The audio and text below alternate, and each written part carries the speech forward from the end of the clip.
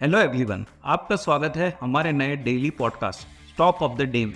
Stocks जिसमें शेर खान की फंडामेंटल रिसर्च कवरेज है और निफ्टी 200 की लिस्ट में भी वो शामिल है।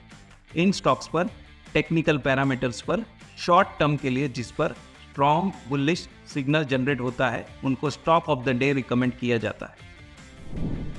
आज का स्टॉक ऑफ द डे है इंडियन होटल्स। इंडियन होटल्स के पास 350 hotels including 118 under development globally across 4 continents, 13 countries and in over 130 locations है। होटल इंडस्ट्री के बिजनेस फंडामेंटल्स रिसेंटली इम्प्रूव हुए हैं क्योंकि रूम डिमांड ज़्यादा है रूम सप्लाई से। इंडियन होटल्स ने एक्सीलेंट परफॉर्मेंस दिया है लास्ट 5 साल में। कंसिस्टेंट ग्रोथ जो इंडस्ट्री से ज़्यादा है, strong margins and मजबूत balance sheet by becoming net cash positive.